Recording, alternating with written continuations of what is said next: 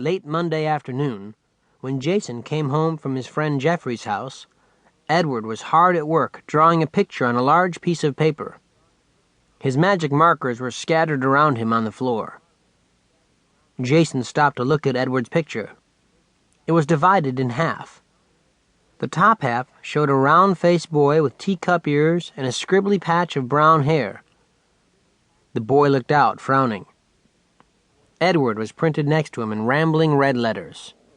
The bottom half of the picture showed a sleepy-looking spotted dog with a small head and big paws. The dog stood sideways. His ears hung down and his tail stuck up. Tuffles was printed underneath. "Pretty good," said Jason. "Thanks," said Edward. "Mom helped me spell." "She helped you spell Edward?" Jason teased. "Spell Tuffles," Edward answered. Both boys looked at the frowning Edward and at the sideways standing Tuffles. "You're a good artist," Jason said. Edward nodded. He threw his arms around Jason's leg.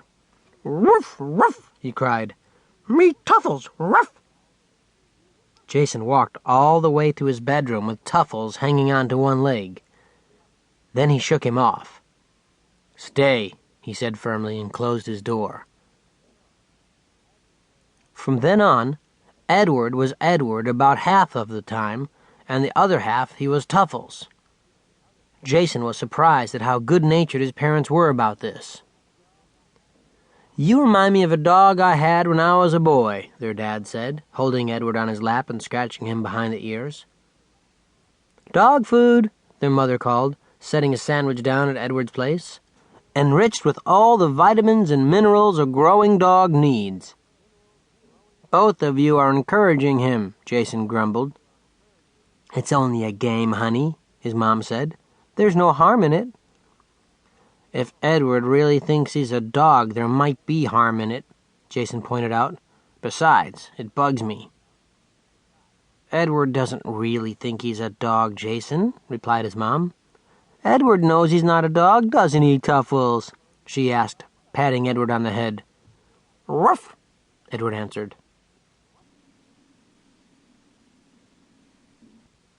The next day, Edward brought his friends Emma and Betsy home after kindergarten. Jason was home already. He had a cold, so he hadn't gone to school. He was building a model airplane at the table in the kitchen.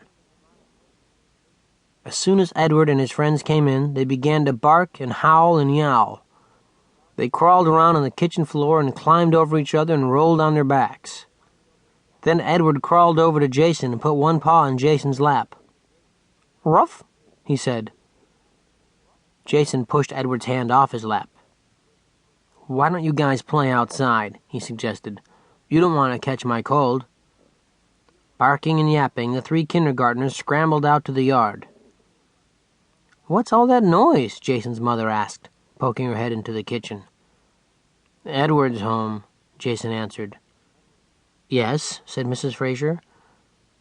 "He brought some friends," Jason said, carefully putting together two parts of the airplane's tail. "And they're playing Humane Society." "Humane Society?" asked his mother. "Lonely dogs," Jason explained, "waiting to be adopted. Edward made it up, and now he and his friends play it at school." "They play this game at school?" wondered Mrs. Fraser. "Every day," Jason assured her. "Well then," she said, going back to the living room where she was hanging up some new bookshelves.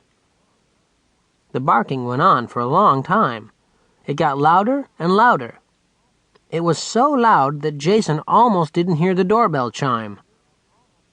"Who is it?" he called as he went to the door. "Police," was the answer. Jason peeked out through the window next to the door. He saw a policeman and a policewoman standing there. They had on dark blue uniforms. They had badges. They had guns. Jason had on his pajamas. He felt silly, but he opened the door anyway. "Is your mother here?" the tall policewoman asked. "I'm here." Jason's mother came to the door holding her drill. "Is something wrong, officers?" "We've had a complaint about your dogs."